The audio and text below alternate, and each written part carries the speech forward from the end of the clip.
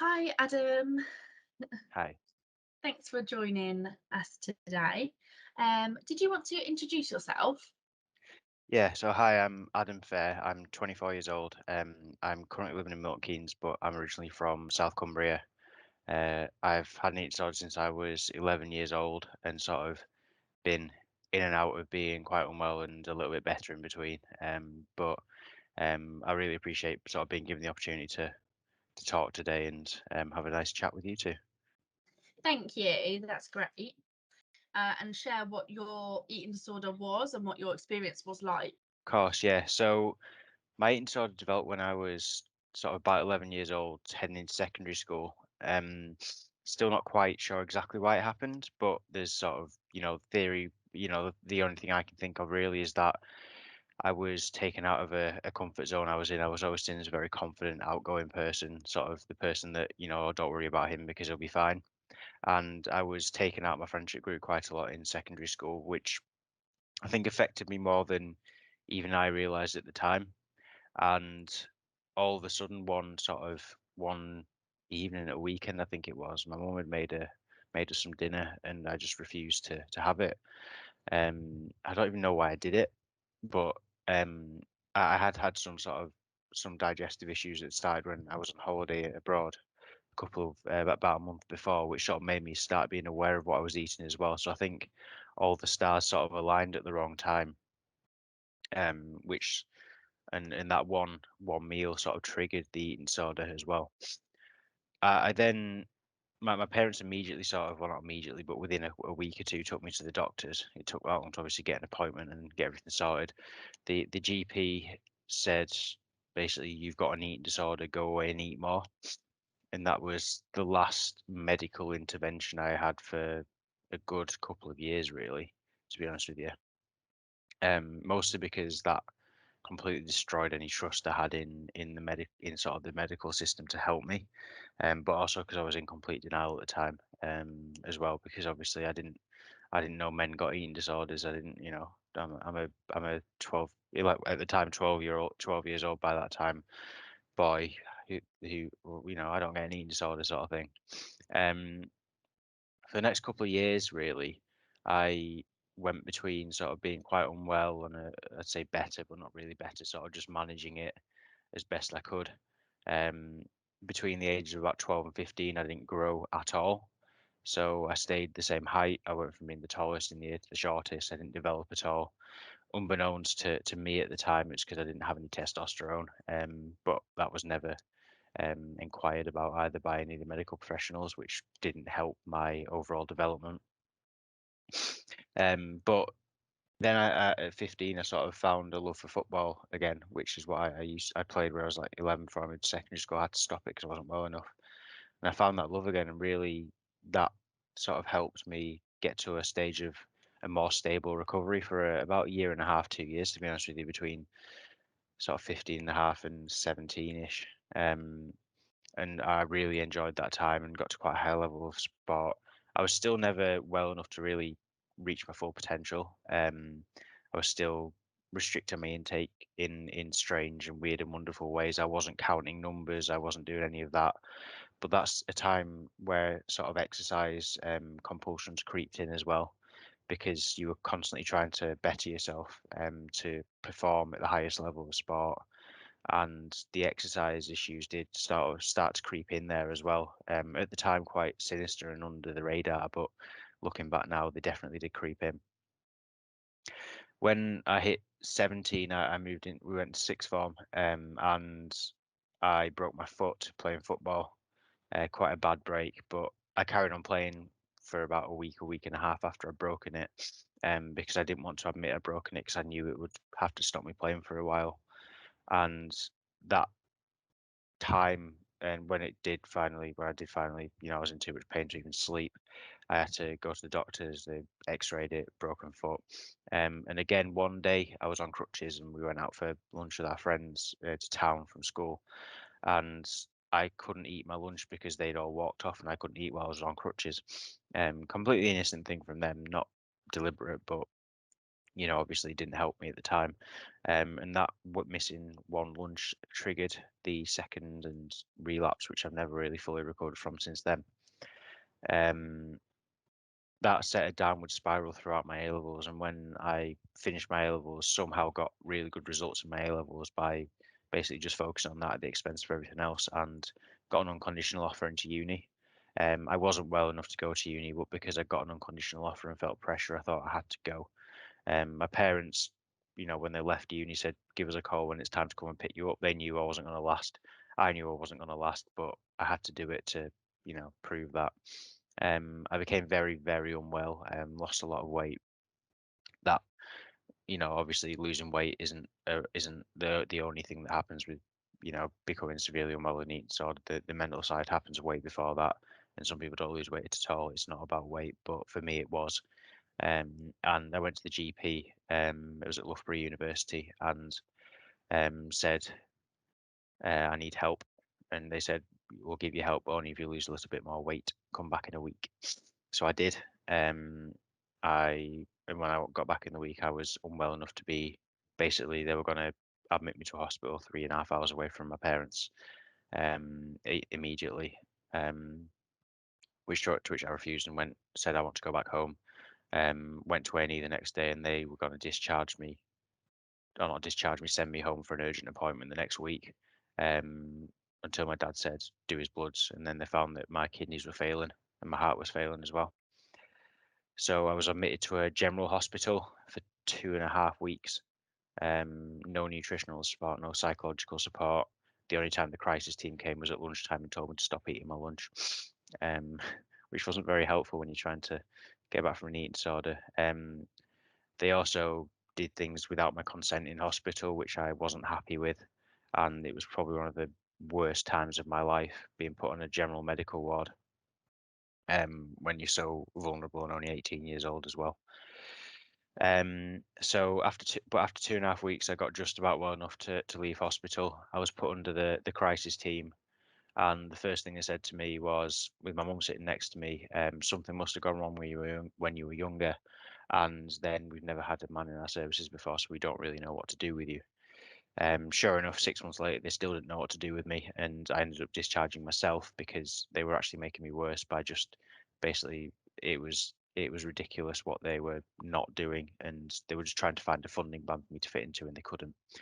Um, so rather than try and just bang on the same drum and never get anywhere with people who I wasn't trusting with anyway, because they told me my family was useless, basically, which is a complete and utter lie. I end up leaving that system. Um, since then, really, I've gone through periods. I've had to have quite a few operations on my bowels because um, my I damaged my bowels due to the eating disorder. I've now got a colostomy bag, which I have for the rest of my life. Um, I'm on hormone therapy. I may never be able to naturally produce enough hormones to be fertile, which is quite difficult to say as a man. But it's important that people know about it. Um, and I've tried in Birmingham, where I moved for work once, and now in Milton Keynes where I am to get help. I've just been referred back to a service who refused me once and will probably refuse me again, but I'm trying one more time. If not, then I'll have to look at private therapy and funding that, um, as the sort of last option, because I'm not classed as unwell enough again. So quite a long story. I apologise for the length of it, but yeah, quite a lot of things have happened in the last sort of 13 years, really. Yeah, my gosh. And don't apologize for your story. That is your story, and you've gone through a lot, and I can hear that. So when you first went to your GP and you got that negative response, I mean, their response, what did they say? You need to lose more weight or something, or just go home and eat? So the first one was when I was 11. Mm, They just said go home and eat more. yeah, that's Um, shocking. yeah, I know. I wasn't like underweight because it was like literally after about 1 or 2 weeks after so it wasn't even enough time for any weight changes to occur really. But yeah, it was just a complete flippant response really, which just put me further into denial, which lasted for, the denial lasted for about 5 years really, to be honest with you, after that. Mm. And you said how you kind of were confused. How could, I'm a boy, I'm a man. How can I have an eating disorder? How did you kind of get your head around that, and how did you come out of that denial? I think it got to a stage where I couldn't deny it anymore. I was just it was consuming my life. I didn't come out of it really until I was 17, 18. I was constantly just, I had stomach issues as well. Not just caused by the eating disorder, but exacerbated by the eating disorder. So I just blamed everything on my stomach issues. Um, and there was something wrong with my stomach and my digestive system, which didn't help. When food equal pain and you try to, recover from an eating disorder as well, it's very difficult. But I just put everything down to that really, and I managed to, convince a CAMS psychologist, psychiatrist, can't remember which one, that it was all down to my physical stomach problems rather than an eating disorder. After about 2 minutes of an appointment, which was sort of the last opportunity before my second major relapse, where they could have sort of maybe helped out a bit. That sounds really difficult. And I think with the denial and then having your, like you said, the stomach issues you had as well as that, it can kind of be like a blanket. You can kind of blame it on that and not have to look at it. But like you said, there came a point where you just had to accept it. Yeah, exactly that. You can't deny it forever, and eventually, whether you got physical issues or not, which I did, you can't deny that there's a mental aspect to it as well, and it's a bit deeper than just a bit of pain, which isn't nice, and it was horrible pain, still can be, but it's not just that, and I can't deny that. Mm, no. Okay, and you said for a short while sport helped you, um, and but then it became an issue. What was it that kind of highlighted it to you that sport was becoming an issue or exercising was? So I think the time for me that it really became an issue was when I broke my foot and couldn't play football for a bit. Because I was used to we were playing for 3 teams, training and playing matches 6 days a week, so you didn't have time to rest, and when I was forced to, I couldn't do that. That's when it really became an issue for me, I think, because that's when it became really difficult to carry on my nutrition as well. Looking back, it became an issue before that. I remember on holiday in the summer before that, I'd go and um, do some activity in secret and things like that. Just because I thought, oh well, I want to get ready for the next season.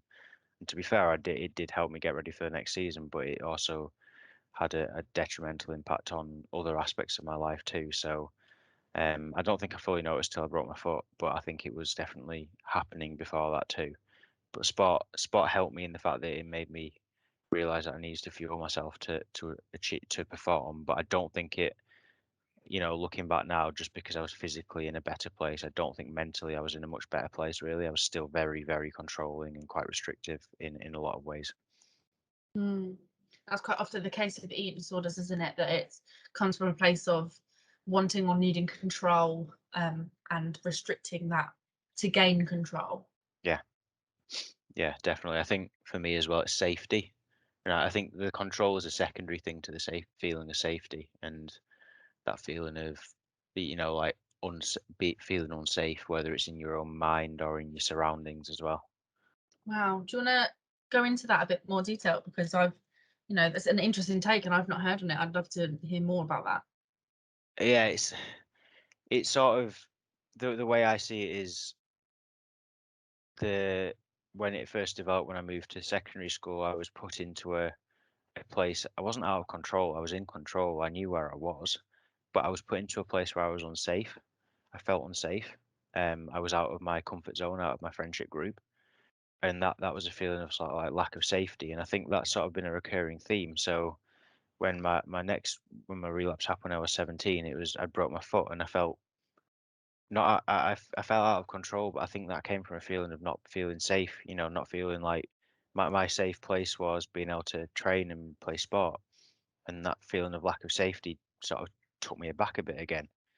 And then when I also had sort of a mini relapse when I moved to Milton Keynes from Birmingham, and again it was like I was in new surroundings and I was perfectly in control of what I was doing. We were working from home. I was in control of my routine and everything, but I still had a sort of relapse. And to me, it's more of a feeling of I do better when I feel sort of safe in my own mind and my own body, but also in my surroundings as well. And we we say eating disorders are about control, but really it's the eating disorder that's controlling us rather than the other way around. Um, so for me, it's sort of about feeling safe so you can take that control back again, if you like. Yeah, I love that take on it. Very well said. Thank you. You touched on the pressure you felt, having got such good grades and then being accepted into uni. Do you want to talk us through a bit about that pressure and how it impacted you? Yeah, I was always classed as a gifted student. I hate that word, but that's what it was classed as. So you're always sort of pushed to do better and achieve more and get the best grades and, all that sort of thing. So I was basically put on a path where you shall do this before it was even happening. Which affected me right the way through my school years. It sort of put a lot of pressure on when, especially when we got to tests and exams. I always had to get the best mark. But I never got 100%. I think, looking back now, and I am going for assessment soon for things like ADHD and things like that because my concentration just lapses very periodically and sporadically. I don't know if it's got any link to that, but it could well do. But I never could get 100% in things, really, which always really, really bothered me because I was this perfectionist person. I had to get 100% because I had to be perfect. So it always really irked me. That said, I did get 100% in some of my GCSEs and A levels, but that was because the grades are aggregated, so you didn't have to get full marks to get 100%. It's a stupid way of doing it, but that's how they do it. But it always put a lot of pressure on. So, through sort of primary school, it wasn't a problem because you could, if you were generally quite smart and you had a decent memory, you could get through your SATs and stuff. It's really when we got to GCSEs as well. I did a lot of revision, but because I was sort of, I was, I didn't need to do too much because again, it was pick something I could pick up quite easily. It's when we got to A levels and it became harder to just sort of get through it with just a good memory. You had to really, really work at it, and not that I had a problem with working at it, but that pressure really got to me. And then getting an unconditional offer to uni sort of made me think, well, I've got to go to uni now.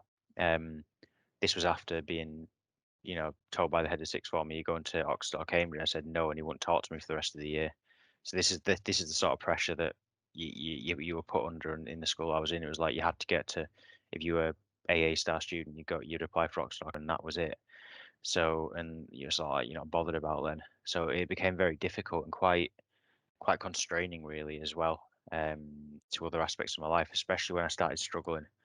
And when I was trying to when I was struggling, by that time, my bowels had become a real big issue. So I was spending 4 hours a day in the bathroom and trying to revise to pass exams as well and trying to manage what was becoming a very dangerous eating disorder. It was very, very difficult to do all that and try and be perfect as well in your exams. The one exam, I only ever got a B in one exam, and I knew I'd got that when I left the exam hall, and I couldn't go back in for the rest of the day. I had to go home because I was so upset. And it's that pressure that just sort of overwhelms you, I guess. It sounds like you had so much on your plate and so much kind of going on, so to speak. It's hard to juggle all of that, isn't it? Yeah, it's that juggling that becomes very difficult, especially when you're so young and you never dealt with life. You're not equipped to deal with that sort of the trials and tribulations of life as much as, and it's not about I hate the word resilience, but it sort of does fit in a bit there. We're putting children are put under pressure way too young before they even know what pressure is really. So they're feeling this thing that's just alien to them, and I think that can have a massive effect as well. Yeah, of course. It's difficult to understand something that you don't know, isn't it? Yeah, Um, did you ever experience or face any stigma or stereotypes during your illness or even now? yeah. that quote from the crisis team always sticks with me. You're a man, so we don't know what to do with you, and that was an eating disorder crisis team, so that was a good start with them. But I had some quite a lot of stigma before that as well. So because I lost my testosterone quite at 12 and didn't get it back till I was like 15 and a half, I didn't develop as much as other boys, especially my age, which became quite a big stigma, self-imposed, but also from others as well. Um, so when you know what lads are like, and I've never been this sort of person for lad talk and that sort of thing, but they all talk about it, and it was just alien to me. I couldn't get into it, and it was just I got sort of a bit not left out, but it was more than that, sort of like little jabs and jibes about things for it, which wasn't nice. But that was definitely a stigma, and one which could have been definitely allayed had I known more about it. Um, but there's definitely been little bits and bobs of stigma all the way through, and then sort of when you get to a what everyone in the world classes a normal weight, which is a lot of rubbish anyway, as we know. But um, you sort of, oh, you haven't got an eating disorder anymore. You're recovered, aren't you?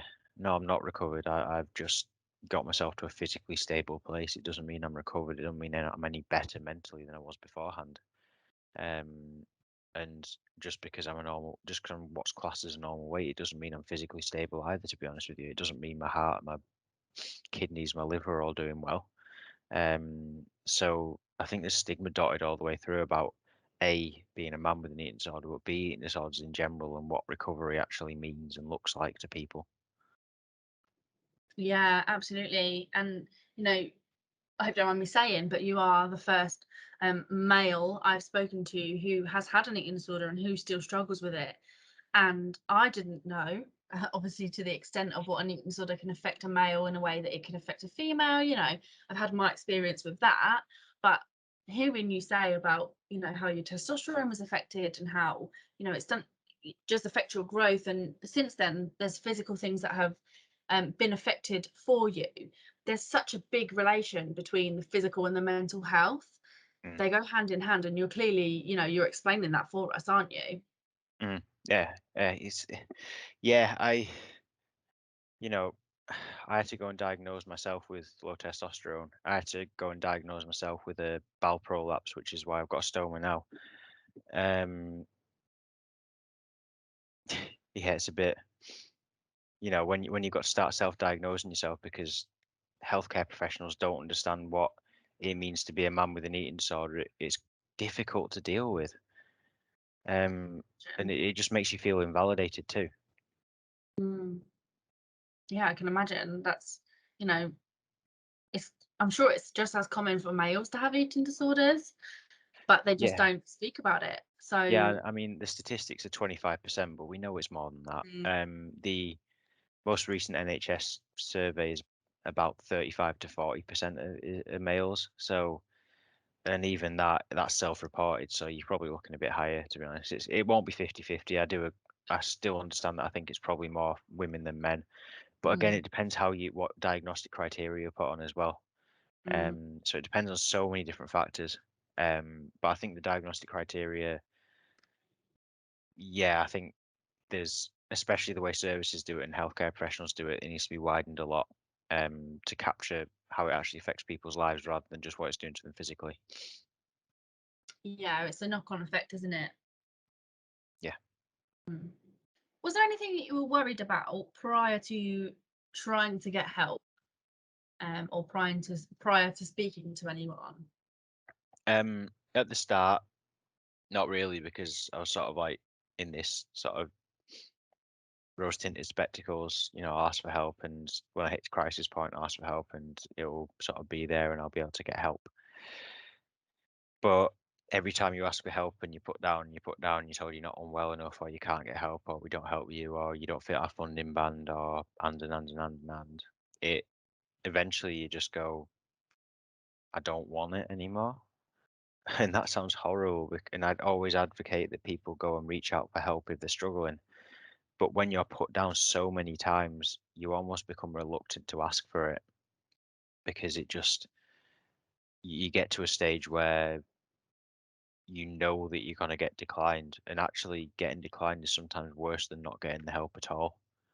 Um, so I think the main worry for me is A, that you're going to be told you're not unwell enough, be invalidated that you know, or be told, oh, well, you haven't got an eating disorder, or you're not unwell enough, or it just makes you feel so invalid that it feels sort of sometimes like, why do I bother when it seems like the whole world's against you? And again, it's not me saying I don't advocate people get asked for help when they need it, because I always do. But it becomes ever more difficult the longer you try and the more times that you get declined as well. Yeah, I hear that. And I think, you're only speaking from your point of view and your experience, aren't you? And I think that message does come across that you're saying from your point of view, it is difficult, and it is, it takes a lot to speak to someone about your experience and then to get a negative reaction or response from someone who you would almost hope that they would understand regardless. It can be difficult to understand that. I get that. Yeah. That short story at the end of the day, isn't it? Yeah, and I'm not, like I said, I'm not in any way, shape, or form saying people should not reach out for help if they're struggling. They absolutely should. And I will keep doing it as well. I'm not going to stop just because I find it difficult or because I think I'm going to get declined. I'll keep doing it because it's the right thing to do, and I deserve help, and everyone who is struggling deserves help. So they should reach out for it. And it's not. I would never, ever, ever say don't reach out for help. I would just say keep trying, keep pushing, use every trick in the book to try and get that help you deserve. Mm. That's such a good point, what you said about, you deserve help, and you do, and everyone who's struggling does deserve it, and that can be difficult to feel when you're in the throes of an illness. So thank you for bringing that up as well.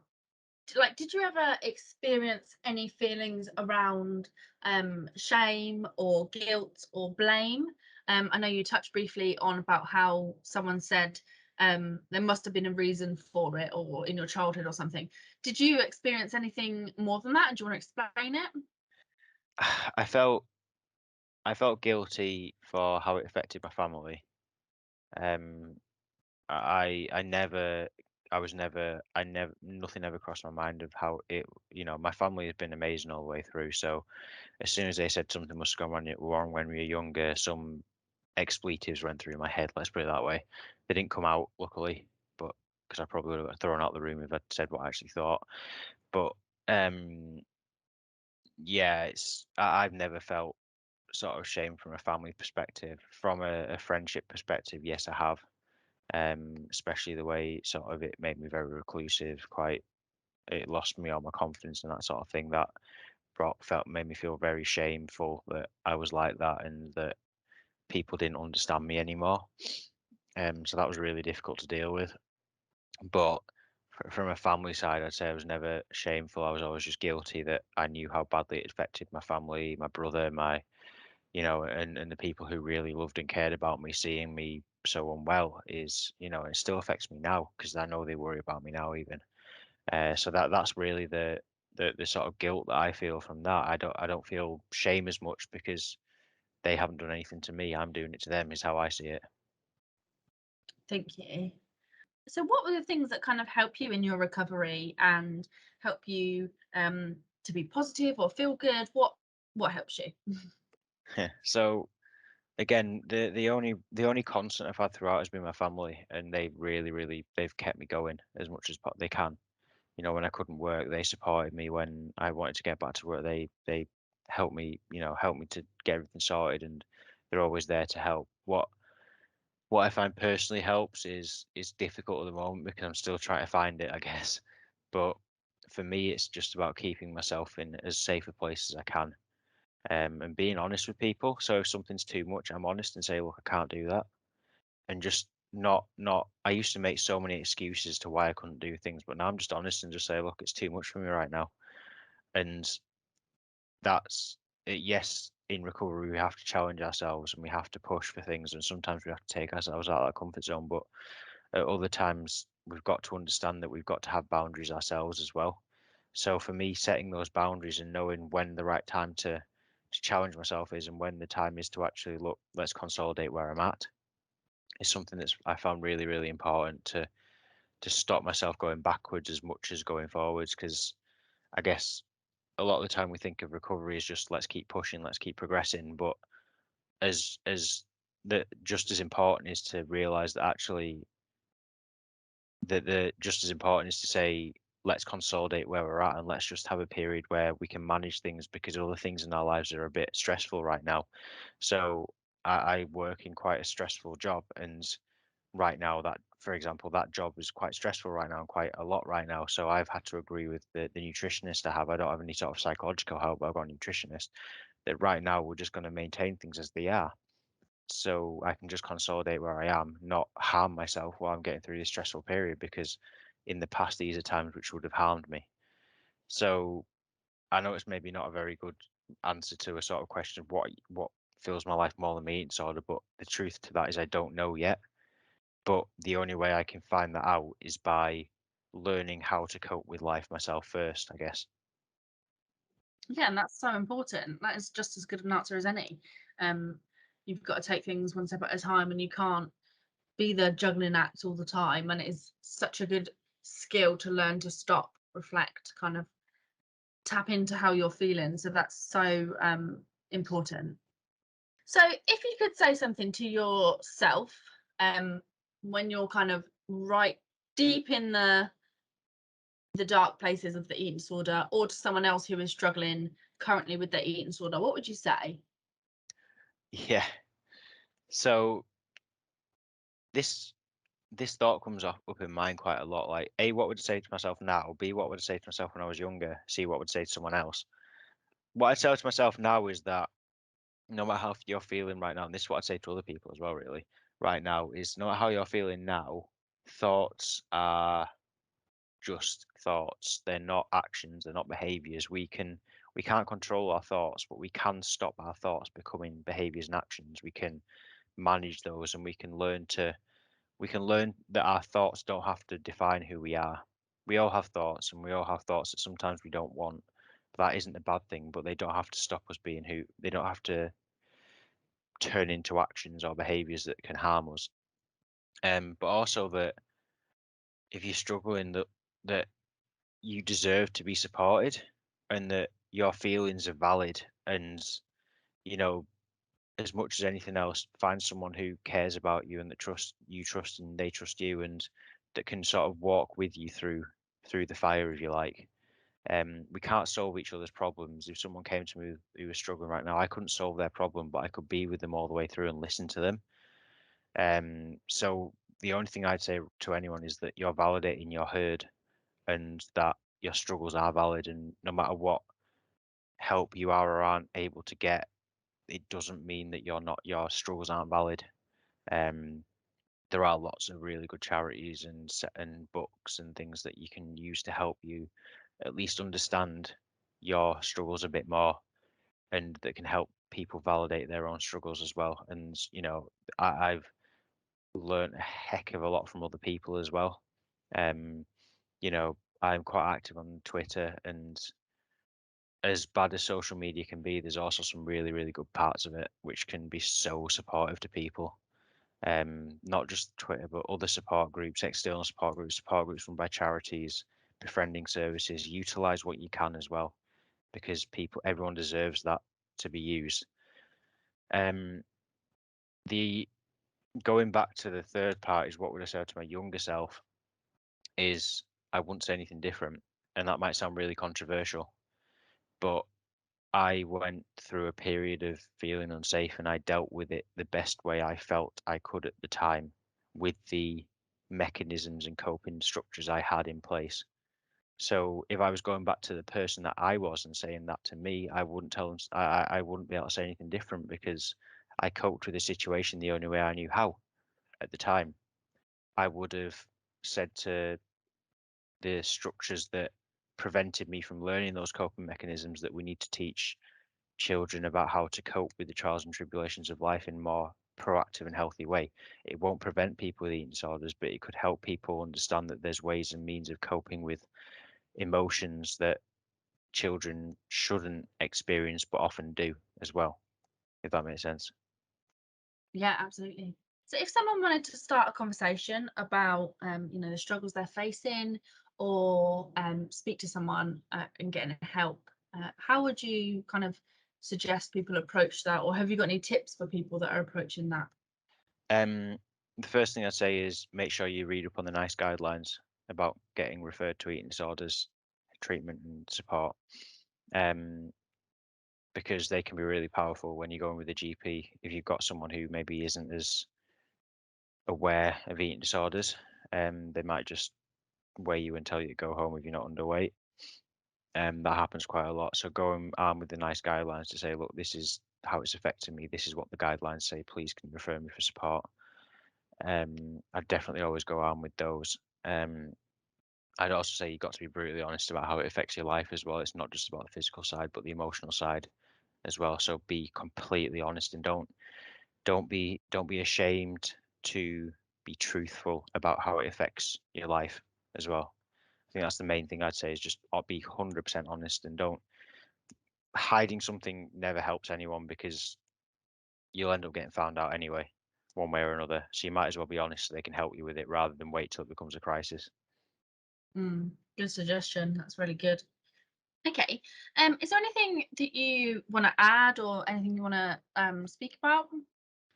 The only other thing that I'd really say is that,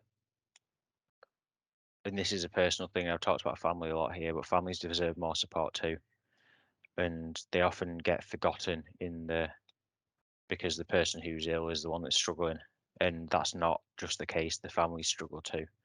And, you know, the amount of turmoil I've seen my family go through, I'm sure a lot of other people's families, all loved ones, or friends, doesn't have to be family because not everyone is lucky enough to have a family like I do, for various reasons.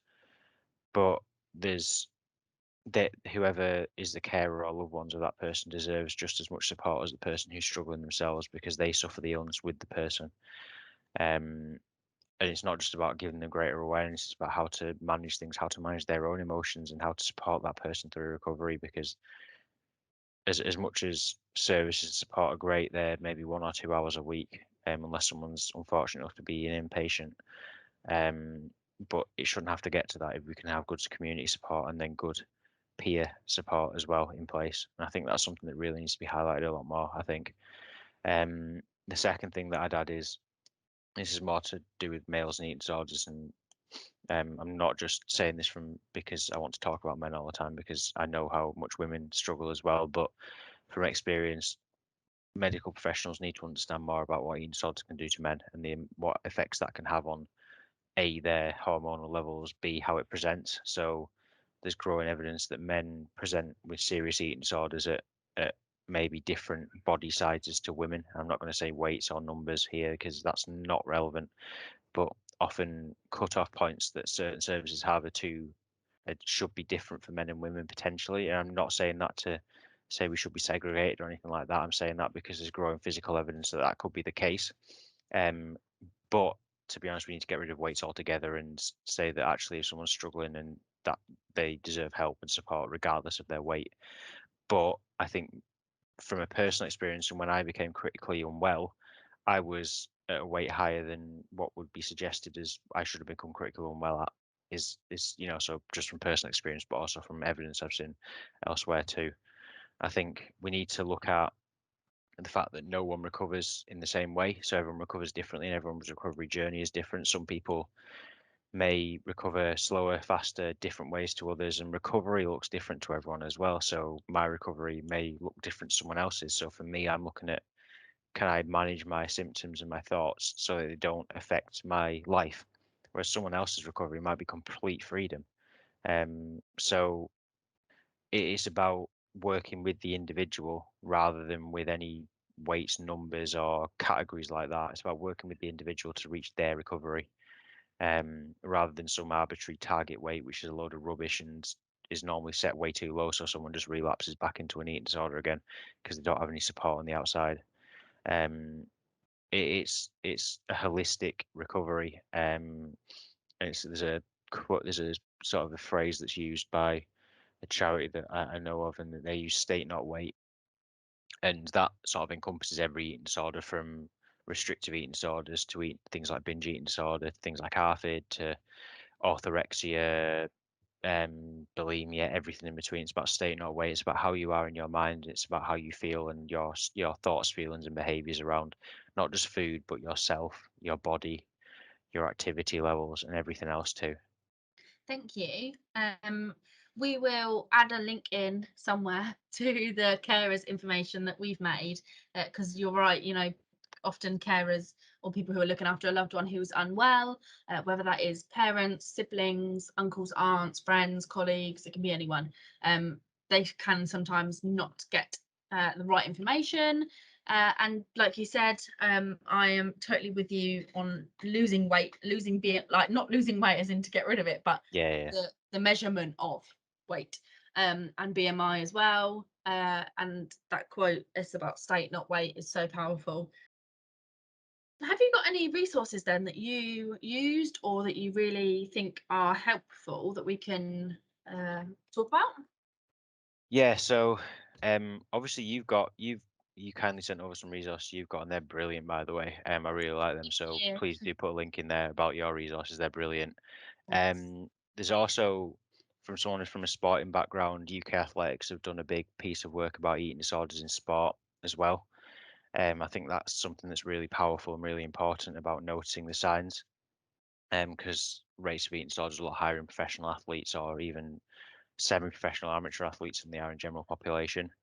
Um, there's other things that I've never seen things about people of different races, different backgrounds, and eating disorders, and there's a lot more research that needs to be done there. And that's something that sort of my next topics of research are going to be, if you like, in terms of reading up on that, because we know rates are very high in sort of different races, but it's never talked about and never really seen either.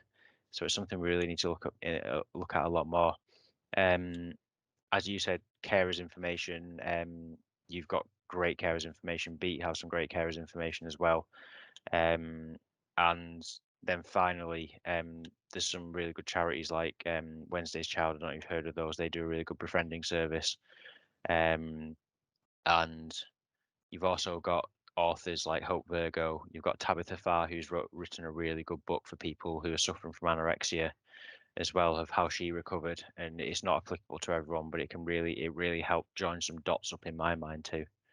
Awesome, thank you. What was the one you said about Wednesdays? Wednesday's Child, they're a Child. really good charity. They have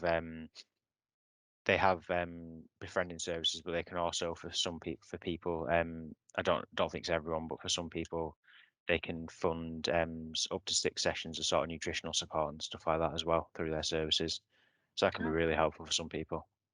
yeah, awesome. That's great. And we'll link all of these kind of things that you've spoken about and our resources in the description somewhere. Okay. Anything else you wanted to mention? Uh, Nothing in particular, just that thank you so much for what the work you do as well.